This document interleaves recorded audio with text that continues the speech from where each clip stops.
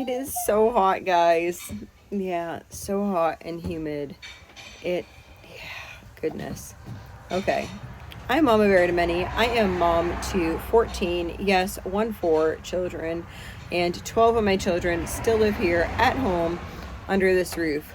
We are trying to grow as much food as we potentially can and just keep growing that each year. Years ago, we were a lot better off as far as growing animals and gardens and that type of stuff, but we kind of took a step back after my son's death and decided we need to get back at it. Anyway, so it is like 6 o'clock at night. I was hoping it would cool down. I don't know. I guess it cooled down. I have no clue. Anyway, my typical thing that I do in the evening time is I walk through one of the gardens. And then last night I walked through the high tunnel garden, and I'll probably send some people in there because I think green beans need to get picked out of there. So I'll send some people to go pick out those beans, and then I'm just going to evaluate what other things need to happen. I think I saw some raspberries like in front. Those need to get picked. I think we'll need to pick some of these. I'm looking right over there at them. Little chamomile flowers. Pick some of those. I need to pick some mint. I don't know. I gotta see what else I need to pick. I need to see where the garlic is at as well. I'm not quite sure. I might pull some of the garlic. I don't know. Probably not. I'll probably wait. Yeah. Okay, that is gonna go on in just a minute, so we're just staying on this half. We are going to cut that. Looks beautiful. That one has a little bit longer.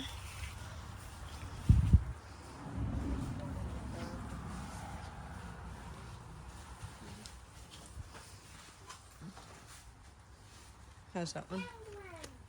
It kind of looks yellowish. Probably cut that one.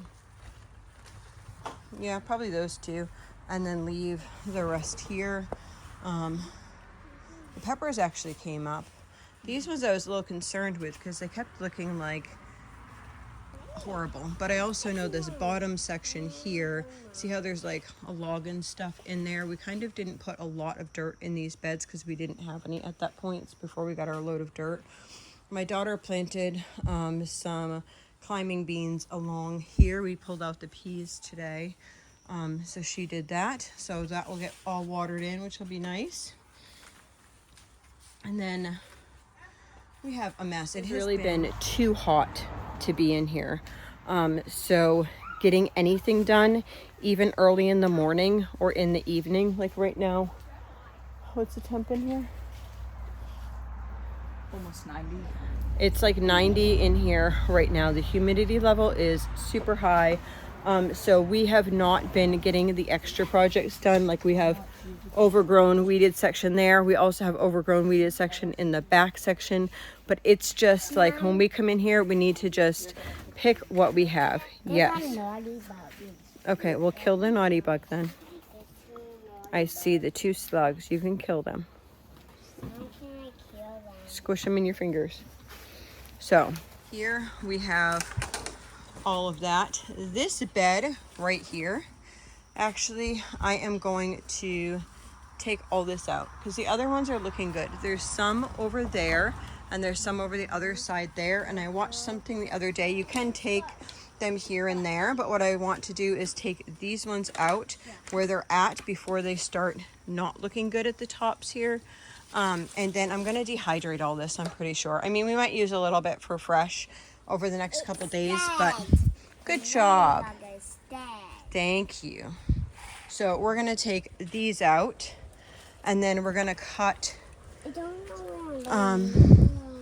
did we already cut the tops twice? Oh, This or was once? singles. Oh, This okay. is bunching onion though, so I don't think they're going to become. Oh, right, these are bunching onions. Okay. And those are leeks, So I think what we're going to do is take the tops of these off as well, and then leave. Oh, some of the leeks are looking like they're going to be done. Can be cut back pretty soon. I think what we'll do is we'll cut the onions, take the celery out. They're working on doing some beans. I don't know how many are in here. We actually, that's not good. Let's see what I'm doing. This looks, no, not done. Brussels sprouts are in here. I did not realize these are Brussels sprouts. They're probably not going to do good because it is so hot in here. I don't know. We'll see. You can see the little Brussels sprouts in there, but I just don't know. I'm not having high hopes. But they're all bunched in a small section here, so I'm okay with that. Okay, I don't want you to shake it too much because we don't want the flowers to disappear, but look. That's okay. Snap the bad part off and put the good part in. See, they're starting to come on there. We're also gonna need to, see that one tomato? This one tomato here is gonna need to get pulled out. Want this in yours? Yeah. Oh, that's a big one. That's a nice one, huh? I have one. Nice. What do you see? No. A what? Okay, don't break the plant. Can't bend that. That's There you go. pepper, okay? So don't bend it, you'll break it. So in this area, I did small rows of beets, carrots, in this dirt area around these broccoli plants. I don't know if the broccoli plants are actually gonna become broccoli. We probably will end up taking the broccoli leaves and cutting those up next time we do like a haul of other leaves. Like when we do the haul of like, we'll cut the cauliflower off of You can just leave it at the front. plants over there, and then we'll take those leaves off. So I'll probably add the broccoli leaves to those cauliflower leaves. So then on this side, we just have a bunch of cabbage that are turning into cabbage as we go. Okay, be gentle. So what they're working on as well, or going to be working on this coming week, is the strawberries are done. So we'll weed out a little section. We'll probably put another one over here, and we'll take some of the runners and bring the runners out. We need more over at the remember correctly, over at the tree garden, I had just put a bunch of strawberries over there. So we need to take some of these this week. Hopefully we can get in here. Again, like I said, it's just been so hot. Get in here and then bring them over to the other garden, because we want a bunch of those beds underneath there to have the strawberries in them. I also wouldn't be opposed to putting some into the blueberry garden and see how they do. I'm trying to like weed at the same time. Anyway, I think that's about it for here. I'm pretty excited. We took a bunch of, I'll show you. So our back bed here, we my daughter did all beets and carrots in here all along. So hopefully we'll get a good crop of beets and carrots there. I'm going to actually pick, these are calendula, and these are really good, and I use them in my salves. So I'm just going to pick some of these heads to take with me, which will produce more heads. Yeah. These beans are starting to get flowers on them, which is nice. We were so out of beans. The other thing that was done, you can see down here, we had to take a bunch of those cucumbers out. I'll walk up a little bit further there. But as you can see, thankfully the plants are bigger than the weeds in most places, because that's really a blessing, but it's just been so darn hot. It's not safe for people to be in here for too long. So we took out a section here, and then we planted, what'd you plant in there? This section has kale, some limas, but mainly kale and dill, either end of the small row. But Okay. then in the front area where we took out more cucumbers or lima beans with another patchy bit. Okay. So you heard the expert. She was replanting. I came out here and then we kind of went through some things together. I don't know. I'm frustrated with the whole cucumber situation. Although, that said, hi sunshine, are you getting wet? Do you feel the sprinkles? Okay, so today she planted in this garden. We transplanted from these boxes the holy basil because it was not doing well at all in those boxes. And then this was a random weed in our yard, and I was like, I want that in my garden. So she dug that up for me and put that there. I believe, although I can't tell if she did that or not, she may not have. There's some raspberries. My son went to go get a bowl to collect the raspberries here, as well as, I'll show you the other spot. Some of the squashes are starting to come up. And then I also had her plant, I think, yeah, it's down the end here. So beautiful. I love raspberries. Anyway, he's gonna pick some of these. To tell if a raspberry is ready, just like it should fall off in your hands. You should not have to like pull it. Okay, so she planted all these cucumbers in here. Why it wasn't weeded before it was planted, I have no clue. Oh, these are the ones she did.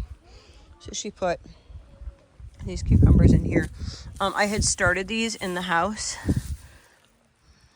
Did she water these in? Oh, she did not. All right.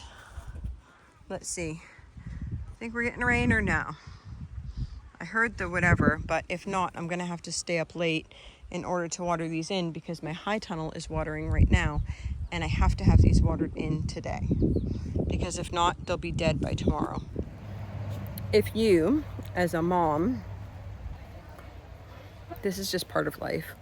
I guess I assumed when I had all little kids, right?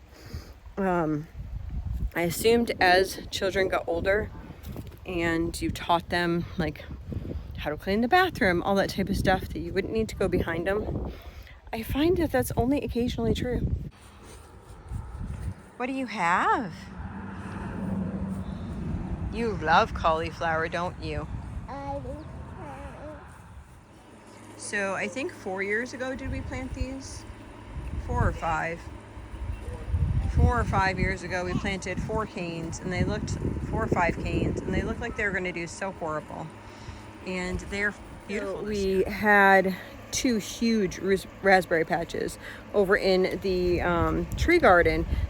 I planted 100 raspberries, and for maybe 5 years, they did really good. And then all of a sudden, there was like 5 plants left, and nothing came up. And so I dug up those poor little 5 plants and I put them over here because I didn't know what was going on or what happened or anything. So I planted those in front here and left them there. And then the raspberries I just showed you over there, those ones are actually from last year. We just planted those, but those are actually doing great for just this is their first like flowering producing year or whatever, so they are doing great. They are very tall berries. Are you going to get one? No. No. Do you like raspberries? Yeah. Yeah. Do you like raspberries or strawberries better? Me like cauliflower. You like cauliflower better. I like cauliflower too, but you're right. You do like cauliflower better. It's a bouquet of celery. I'm so excited. Look at it all. Gorgeous. Never grown celery before. I'm super excited. She's gonna bring that in the house and then we'll dehydrate it. So this is actually a bee balm type patch. I had other stuff in here before. Need to weed it out. There was some rhubarb and stuff in here. It needs some help. But did you know that you can use bee balm leaves for so yeah, you can just save the bee balm. You can actually, the whole plant is edible, but the bee balm, which hummingbirds love, that's where most of our hummingbirds go to, is the bee balm. Hummingbirds love it, and you can use it just like oregano in recipes. So I've been walking around a bit, sharing the garden with you guys and doing little things in between. I think I'm in the front garden again. I am going to plop my butt down right in the middle of the garden and collect some mint. Would you like to join me in the garden? So you're actually like sitting on a plant, hence the reason that there's plants all around you. So, as you probably already know, mint is very, whoa. Where is that coming from? There. Mint is very invasive. But that's not a bad thing. If you enjoy mint and you have it in a specific area, it'll be like a ground cover. And I love mint. It is so good for any type of stomach issue. If your stomach's like upset or whatever, mint tea is the best. Another thing that is super invasive is comfrey. I bought this like small thing of comfrey years ago from this lady's like yard. It was actually a nursery, and I was like, do you have any comfrey? And she's like, do I have comfrey? Here's a shovel. And she went over to her house and told my husband, at that time I was really pregnant with someone else, not the baby that I'm carrying now, and let him dig up like this clump about this big, and now it's all over the place. Which I'm trying to take the ones that are in this garden bed right now. This is where I had originally planted it, and they keep coming back even though I keep getting rid of them. I'm collecting this as I talk. And this is peppermint. And so you cannot really kill peppermint. I don't know anyone that can kill peppermint. Basically, all I'm doing is snapping like the tops off of it. So I just like pinch it off. Pinch.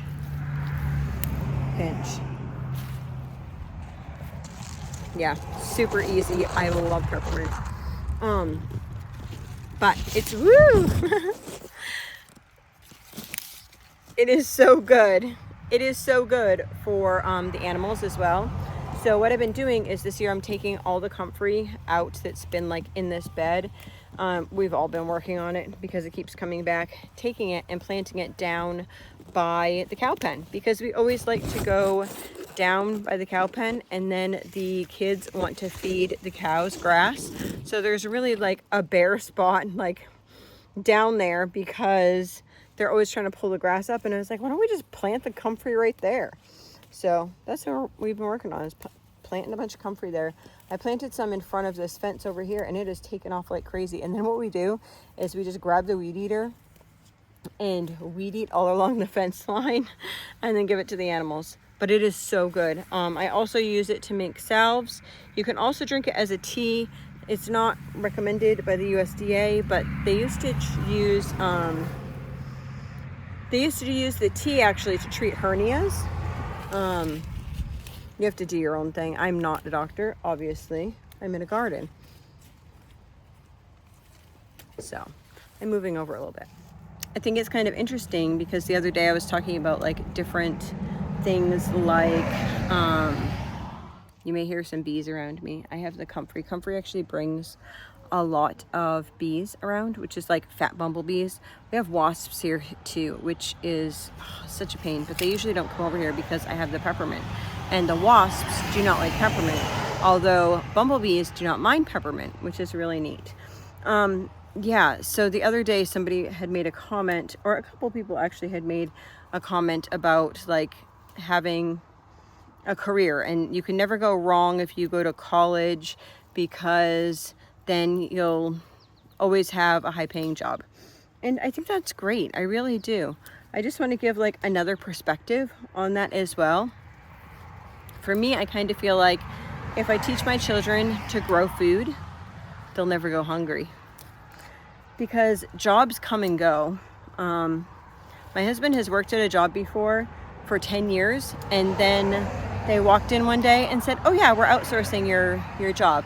And I see this all the time with so many people, and it doesn't matter what type of job you have, you're not indispensable. Like, they want, especially like as you get older, I know lots of people where their husbands, you know, they'll have really good paying jobs, and then their husband turns around 50 and they can't and they're like, yeah, we don't want to have to pay for whatever type of insurance or anything like that, and then they'll lay them off, right? Or maybe the degrees have changed, and then, you know, your spouse or yourself no longer qualify for that position, and you need to go find a new job when you're 40, 50 years old. Anyway, I think skills are important too. I'm not saying that that's bad. I don't think that it's bad if you have a desire to go to college. Right now I have a daughter who really wants to, she's not quite teen years, but she's really interested in like becoming an ultrasound tech. And so I will find what she needs to do in order to do that. My whole point in like my college posts and that type of stuff is it's not the only way. And as I sit here in the garden, I'm just like reflecting, like, even if my children get master degrees or, you know, they are surgeons or cardiologists or whatever they desire to be, which require high degrees, even if they're those people, when times get tough, they'll know this.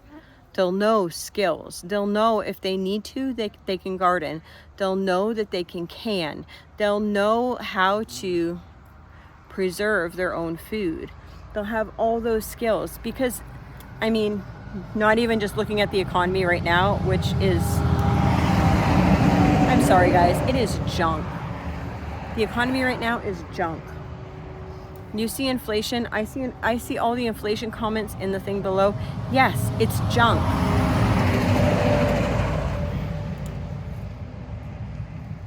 I see people getting laid off left and right, or their hours being cut. I'm seeing it all over the place. Yeah. There is no security in a job. There's security in the Lord. There's security in skills.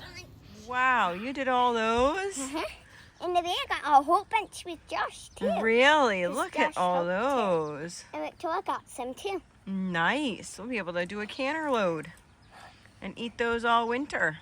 I knew it. You can have one now if you want. Okay. I also got this very long one. That looks pretty heavy. Yeah. It was pretty heavy for that. I got one. Did you get all those yourself? Josh helped me. Another skill that is really lovely to have is the skill of knowing what things is. I know how to talk. What things are in nature, like foraging. So I encourage you, even if you just have a backyard, to look for different plants and see, hey, what do I have? Do I have mullein in my backyard? Mullein is great for respiratory infections. It's a good feeling knowing that you can,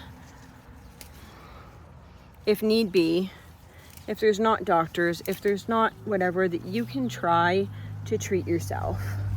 Or that you go to that first and then you go to the doctor after. Because a lot of times, a lot of things can just be taken care of with herbs and rest and good food, good nutritious food. Because Hippocrates says that food be your medicine. Yeah, I truly believe in that.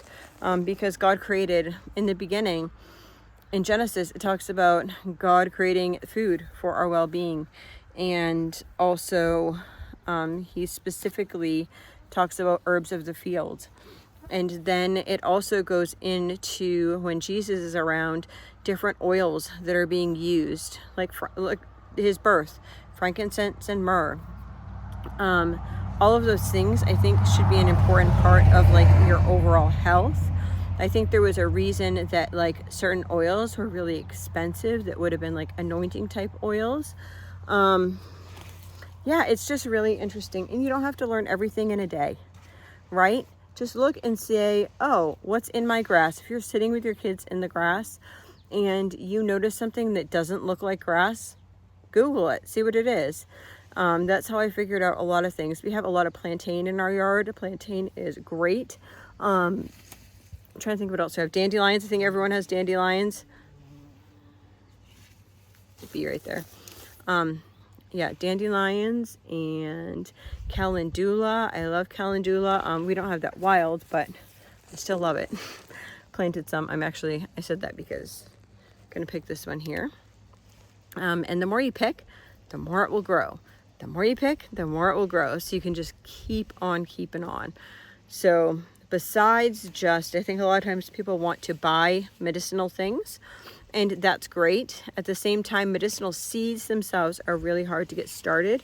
I'm not saying that you can't do it, you can, but seeds can be very hard. If you can buy like a plant itself, that would be great. But besides that, just looking around you on nature walks and stuff, my kids, because they know so many things, they're like, hey, isn't that this? Or they'll ask to take a picture or something, and then they'll look in some of our books for foraging or for trees or whatever, and they'll find all these things, and then we know like where things are. We found a huge wild like blackberry patch one year. Yeah, it's really interesting. It's such a blessing that God put all this stuff on the earth for us to enjoy. So there's all the onion tops. She cut them like that, and then we'll go in the house and we'll cut them smaller. And there's the raspberry.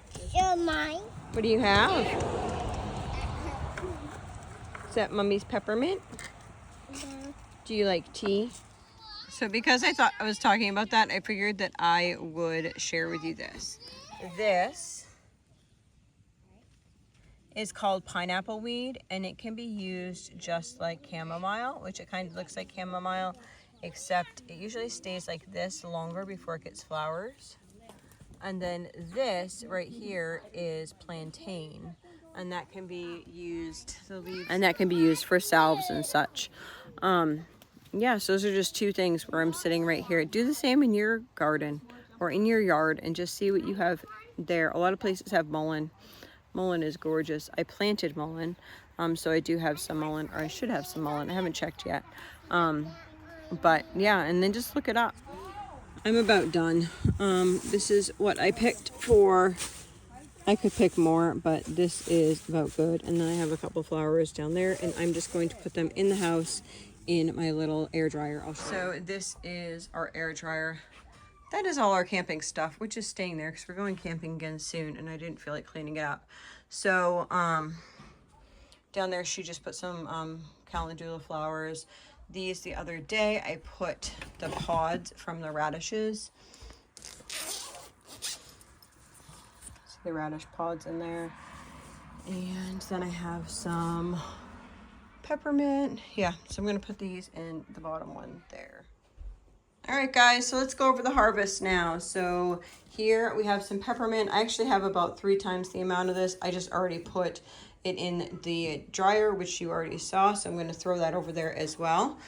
We have enough that we could snap and do at least 1 load of beans. Probably do this will probably do about 7 quarts of beans, and then we'll probably eat them for a day, so like for 2 meals. So 2 meals and 7 quarts about is how much is in there, so we need to snap those. We're going to take these onion tops and we're going to cut them small and probably end up putting those in the dehydrator, but I'm not going to do those yet. I'm going to do what's the celery over here first. So I'm going to cut these all up and put them in a bowl and then put them in the fridge to be next up for the dehydrator. We have 2 cauliflowers, which we are going to eat, especially little Miss. She is going to eat those.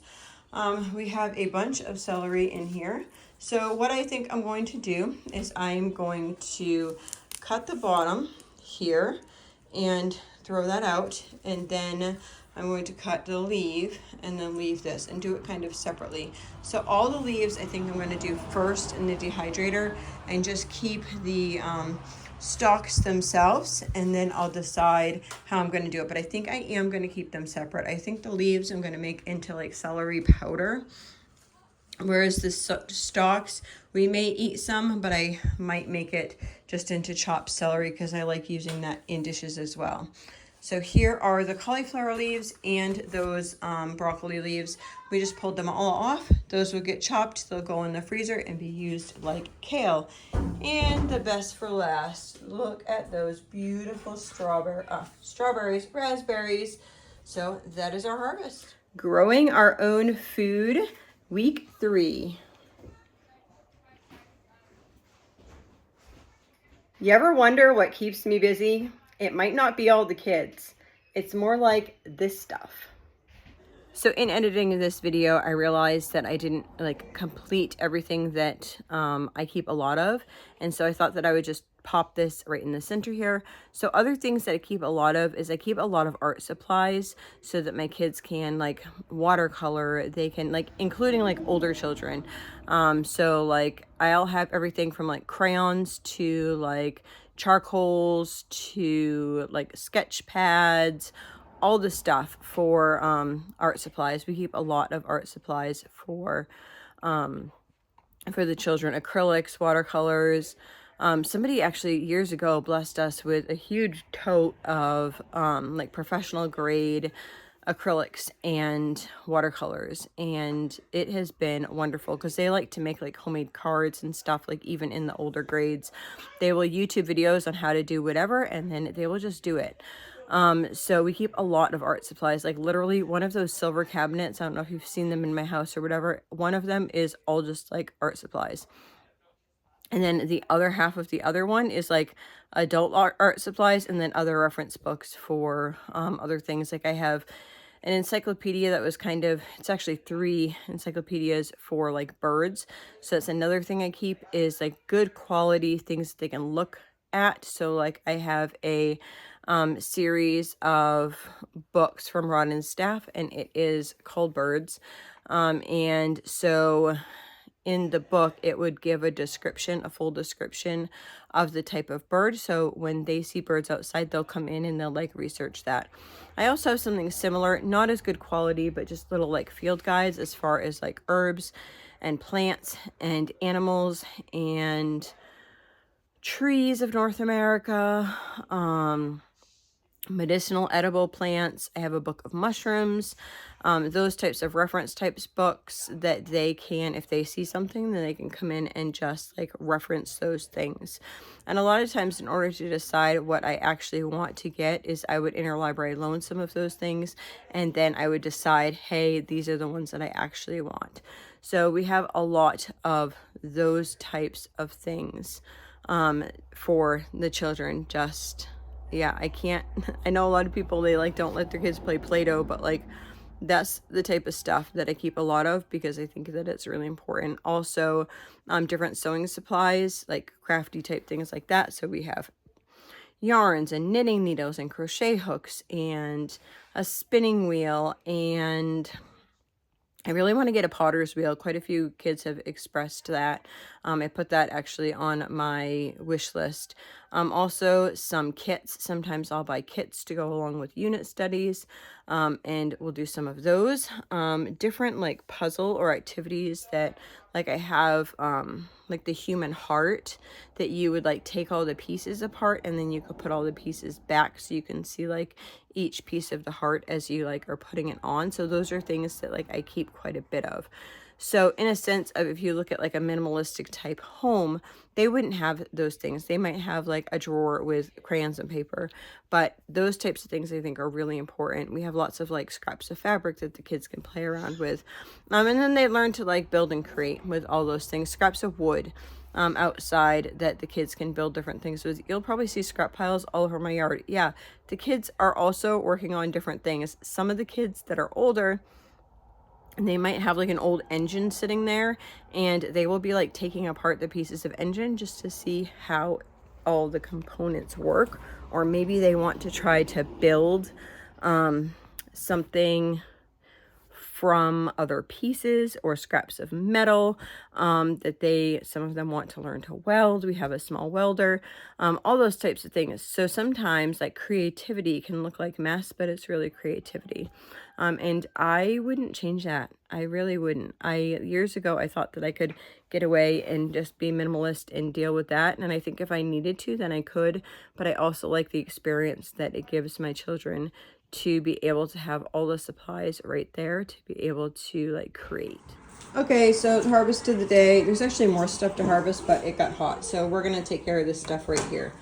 All of these cucumbers here, we are going to cut up for pickles. And then we have a bowl full of peppers, and we are going to add some onions to that from the store as well. And we are going to cut up to make some bread and butter pickles.